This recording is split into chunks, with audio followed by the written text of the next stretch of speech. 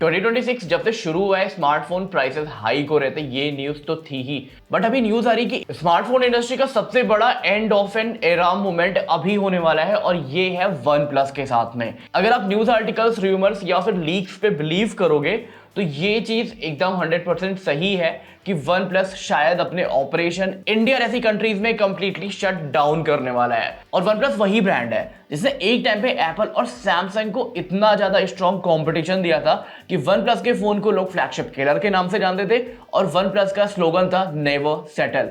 और यही never settle वाला स्लोगन अब फेड आउट होता हुआ दिख रहा है। अगर आप न्यूज आर्टिकल्स को ध्यान से देखो तो यहाँ पे लिखा हुआ है वन प्लस इज डिसमेंटल्ड, मतलब इसको कंप्लीटली खत्म नहीं किया जा रहा है, धीमे धीमे किल किया जा रहा है। और अगर ऐसा कुछ होता है तो इमेजिन करो उन सारे यूजर्स के बारे में, उन सारे बायर्स के बारे में जिनके पास या तो वन प्लस का फोन है या फिर जिन्होंने रिसेंटली सेल में वन प्लस के फोन को परचेज किया था। वैसे ये सारी इंफॉर्मेशन कितनी ज्यादा सही है, इस पे हम कितना ज्यादा रिलाई कर सकते हैं, पास्ट रिकॉर्ड्स क्या कहते हैं, इस वीडियो में हम कंप्लीटली इन सारे टॉपिक्स पे ही बात करेंगे।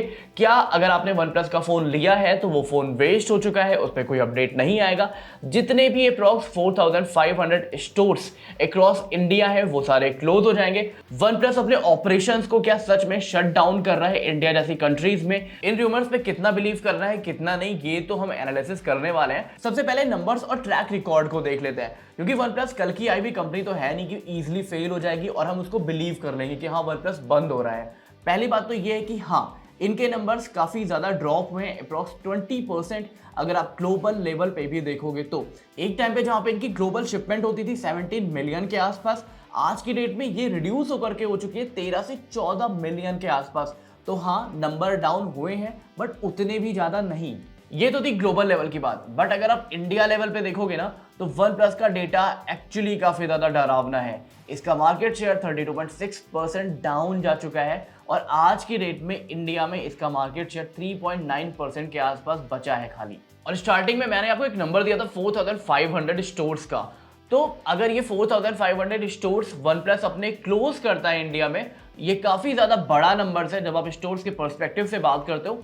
और ये सारे फिगर को अगर आप एक साथ रखोगे तो हाँ फिगर काइंड ऑफ नाइटमेयर तो है एक वन प्लस जैसी ब्रांड के लिए। अगर वीडियो के बीच में आपके मन में एक बात आ रही है कि यार वन प्लस अगर अपनी सारी चीजें क्लोज कर रहे हैं तो फ्लिपकार्ट, अमेजन और वन प्लस के खुद की वेबसाइट पे इनके स्मार्टफोन बिक क्यों रहे हैं? देखो पहली चीज तो ये है कि बहुत सारे लोग कंफ्यूज हो रहे हैं। डिसमेंटल करने का मतलब ये नहीं होता ब्रांड को पूरी तरीके से क्लोज किया जा रहा है। तो जितनी भी चीजें इसके अराउंड चल रही है कि वन प्लस अपना बिजनेस कंप्लीटली शट डाउन कर देगा, वो 100% रूमर्स है मेरे अकॉर्डिंग। तो डिसमेंटल का मतलब ये होता है कि मैं आपसे पावर छीन लूंगा और मेरी जो पेरेंट कंपनी होगी उसके पास में पूरी की पूरी पावर चली जाएगी।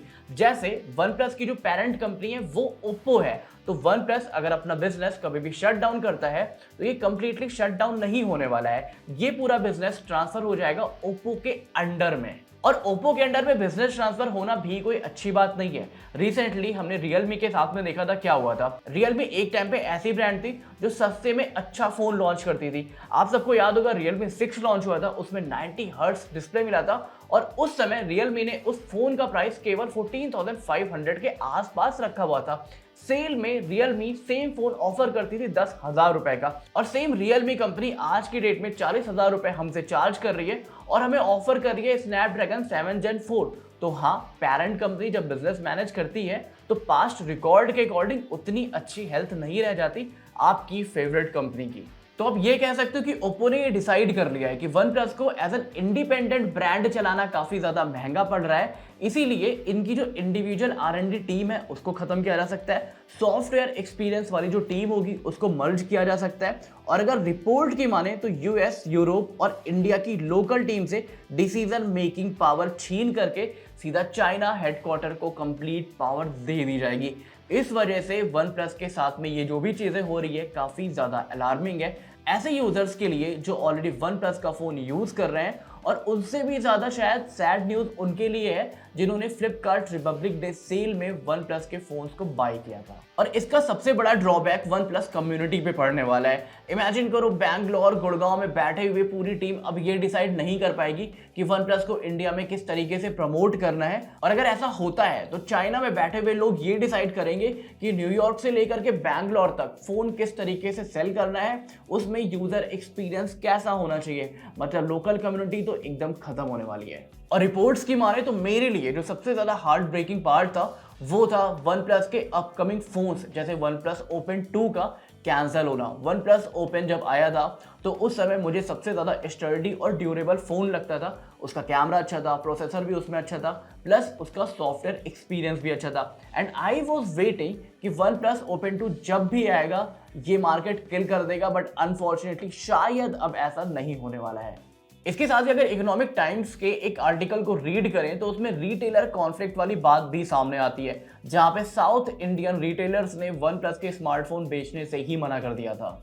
ये रिपोर्ट कंफर्म करती है कि 6 इंडियन स्टेट्स में सेलर्स ने वन प्लस फोन रखना बंद कर दिया था क्योंकि उन्हें प्रॉफिट मार्जिन नहीं मिल रहे थे। और जब आप ऑफलाइन मार्केट में कोई भी स्मार्टफोन सेल करने जाते हो वहां पे प्रॉफिट मार्जिन सबसे बड़ा पॉइंट होता है। और अगर इन रिपोर्ट्स को आप एक साथ रखो तो ये डेड स्पाइरल जैसा है वन प्लस के लिए, वन प्लस कम्युनिटी के लिए भी। अब बात कर लेते हैं कंपनी के पर्सपेक्टिव की, क्योंकि यूट्यूबर्स, इन्फ्लुएंसर्स, जर्नलिस्ट, इन सबसे बड़ी है कहीं ना कहीं कंपनी, क्योंकि उनको अपनी इंटरनल बातें ज्यादा पता होगी। ये तो था एक पर्सपेक्टिव जो सोसाइटी बात कर रही है, बट 4 लोग क्या कहेंगे इसके कहने से कंपनी नहीं चलती। और वन प्लस का भी यही कहना है। वन प्लस का कहना है कि ये जितनी भी न्यूज वगैरह चल रही है ये कंप्लीटली फॉल्स क्लेम है, हम अपना ऑपरेशन करते आए हैं और करते ही रहेंगे, मतलब जैसा हर कंपनी करती है। But let me tell you one thing कि LG का भी सेम पर्सपेक्टिव था। LG ने भी सेम ट्वीट किया था, सेम अपने सोशल मीडिया हैंडल्स पे सेम न्यूज सर्कुलेट कराई थी कि हम अपना ऑपरेशन क्लोज नहीं कर रहे हैं। और कब? जब LG बंद होने वाली थी उसके केवल 3 वीक्स पहले। ब्लैकबेरी ने भी सेम चीज की थी कि हम अपना ऑपरेशन क्लोज नहीं करेंगे। ये जितने भी न्यूज आर्टिकल्स वगैरह चल रहे हैं ये सारे र्यूमर्स हैं। बट अगर आप पास्ट रिकॉर्ड्स उठा करके देखोगे तो अगर किसी कंपनी के अगेंस्ट ऐसी कोई न्यूज सर्कुलेट हुई है तो वो बात 2-3 वीक में या फिर 5-6 महीने में 100% सही हुई थी। अगर आप माइक्रोसॉफ्ट या फिर जो लूमिया डिवाइसेस आती थी नोकिया की, उनके पॉइंट ऑफ व्यू से भी बात करोगे तो उस समय भी ये चीज़ें सही थी जब लूमिया चल रही थी। बट एक टाइम के बाद में लोगों को रियलाइज हो गया था कि कंपनी कहीं ना कहीं अपना बिजनेस शटडाउन करने वाली है अगर ये एंड्रॉइड पे शिफ्ट नहीं करी तो। और सेम चीज LG के साथ में भी, सेम चीज ब्लैकबेरी के साथ में भी। वैसे आपका क्या सोचना है वन प्लस के बारे में कमेंट सेक्शन में जरूर बताना। और क्या आपको लगता है कि ओप्पो को वन प्लस का टेक ओवर लेना चाहिए या फिर OnePlus as an individual brand ज्यादा अच्छा काम कर रही थी? कमेंट सेक्शन ओपन है, मैं आपके कमेंट का जरूर रिप्लाई करूंगा। दिस इज निखिल चौहतो signing off. Support me, subscribe hardware news.